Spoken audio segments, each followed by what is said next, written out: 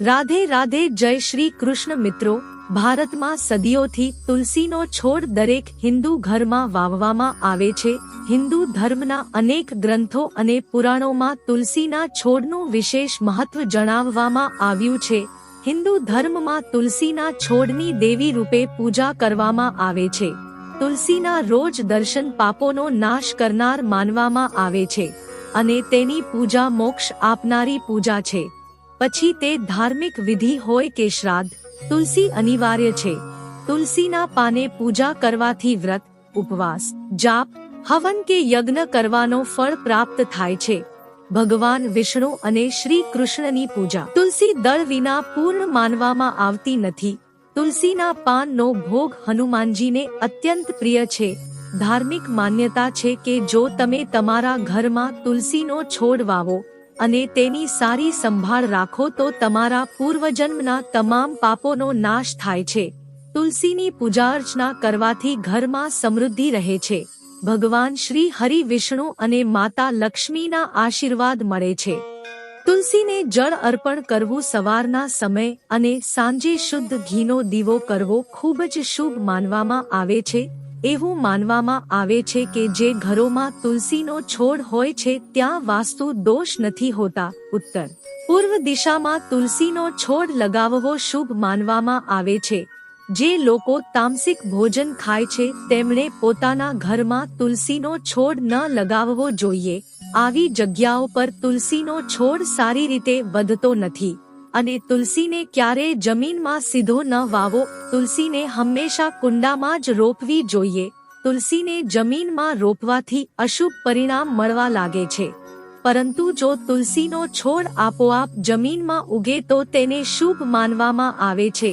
જ્યારે પણ હાથ અશુદ્ધ હોય, રવિવાર, ચંદ્રગ્રહણ, સૂર્યગ્રહણ કે એકાદશી વગેરે દિવસે તુલસીના પાન ન તોડવા જોઈએ. આનાથી દોષ થાય છે. જો બિનજરૂરી રીતે તુલસીના પાન તોડી નાખવામાં આવે તો માતા તુલસી ગુસ્સે થાય છે.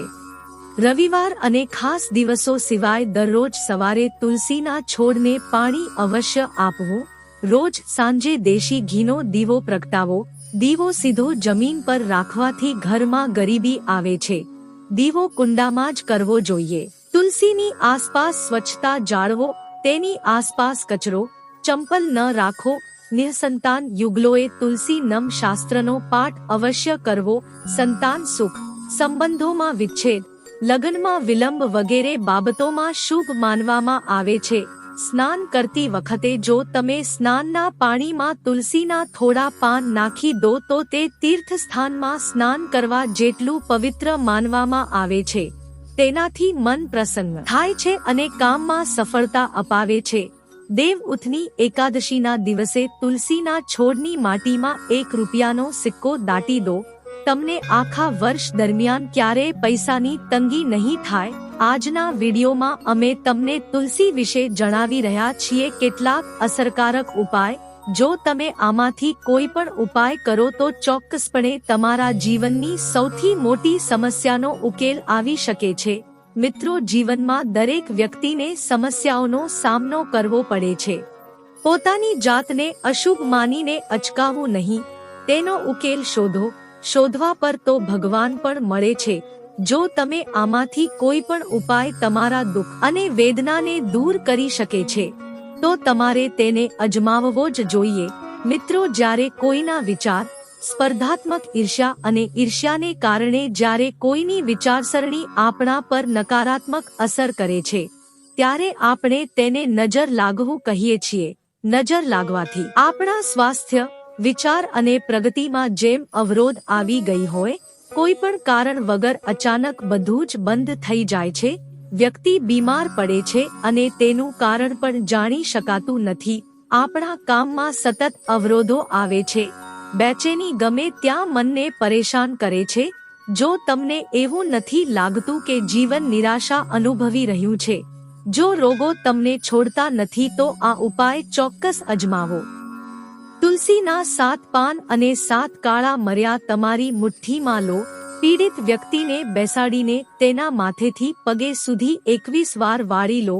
માથા પરથી વાળતી વખતે ભગવાન શ્રી હરિ વિષ્ણુનો મંત્ર ઓમ નમો ભગવતે વાસુદેવાય નમઃ મંત્રનો જાપ કરો.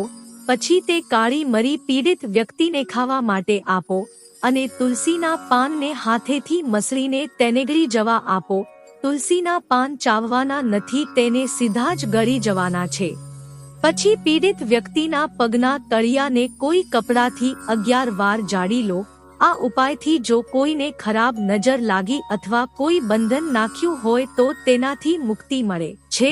બીજો ઉપાય, જો તમે તમારા ઘરમાં તુલસી યુક્ત પાણીનો છંટકાવ કરશો તો ઘરની નકારાત્મક ઉર્જા દૂર થશે, તેનો સંપૂર્ણ નાશ થાય છે. પરિવારના તમામ સભ્યોને તેનો લાભ મળે છે. તેમને તેમના કાર્યમાં સફળતા મળવા લાગે છે. તેના માટે એક દિવસ પહેલા એક પાત્રમાં પાણી લો અને તેમાં 3-4 તુલસીના પાન નાખીને તેને ઢાંકી દો. બીજા દિવસે તમારે સ્નાન કર્યા પછી અને પૂજા કરતા પહેલા તમારે તે પાણીને તમારા આખા જ ઘરમાં છંટકાવ કરવાનો છે. તમારે આ પાણીને ઘરના દરેક ખૂણામાં, ઘરની બહારના મુખ્ય દરવાજાથી લઈને અંદરના દરવાજા સુધી હાંટવું જોઈએ. આવો નિયમ બનાવો અને દરરોજ કરો. તમને સકારાત્મક બદલાવ જોવા મળશે. ઘર અને પરિવારમાંથી બધી પરેશાનીઓનો અંત આવશે. સંબંધો મજબૂત થશે. ઘરનું વાતાવરણ સુમેળભર્યું બનશે. ધનના માર્ગમાં આવતી અડચણો દૂર થશે. ઘરની તમામ નાની નાની સમસ્યાઓનો અંત આવવા લાગશે. મિત્રો, કુંડળીમાં ગુરુ બળવાન હોય તો તે સફળતા પ્રાપ્ત કરવી સરળ બની જાય છે. ગુરુ જીવનના મોટા ભાગના ક્ષેત્રોમાં સકારાત્મક ઉર્જા પ્રદાન કરવામાં મદદરૂપ થાય છે. એટલે જ વ્યક્તિ મુશ્કેલ સમયનો સરળતાથી સામનો કરી શકે છે. સફળતા આપોઆપ તમને ચુંબન કરવા લાગે છે અને જીવનમાં ખુશીઓ પણ આવે છે. પણ જો તમારી કુંડળીમાં ગુરુ કેટલો પણ સારો કેમ ન હોય, તમારે આ ઉપાય ચોક્કસ કરવો જોઈએ. તમે ગુરુવારે સવારે સ્નાન ઉપરાંત પીળા વસ્ત્રો ધારણ કરો, એટલે કે પીળા રંગના કપડાં પહેરો. કપાળ પર હળદર અથવા કેસર લગાવો. પછી ઘરમાં તુલસીનું એક મૂળ ઘરમાં લઈ આવો. ઘરમાં એક કરતાં વધુ સંખ્યામાં તુલસી ચોક્કસ હોવી જોઈએ. જેટલા વધારે તુલસીના છોડ ઘરમાં હશે એટલી જ વધુ સુખ, સમૃદ્ધિ અને સંપત્તિ તમારા ઘરમાં હશે. જે તુલસીની તમે રોજ પૂજા કરો છો તેનો મૂળ તમારે નથી લેવાનું. તમારે તે તુલસીમાંથી તેના પાંદડા તોડવા જોઈએ નહીં અને તેના મૂળ લેવા જોઈએ નહીં. તમારે એ જ તુલસીના મૂળ લેવા જોઈએ જેના પાંદડા તમે પૂજામાં વાપરો છો. તેને ખૂબ જ આરામ અને આદર સાથે બહાર કાઢો. તેને શુદ્ધ કરો. તેને પાણીથી ધોઈ લો. પછી તેના પર ગંગાજળ છાંટો અને તેને પીળા કપડા પર ભગવાન વિષ્ણુની સામે મૂકો. તેમની પૂજા કરો. ધૂપદીપ પ્રગટાવો અને તેને તે જ પીળા કપડામાં લપેટીને તમારી તિજોરીમાં રાખો.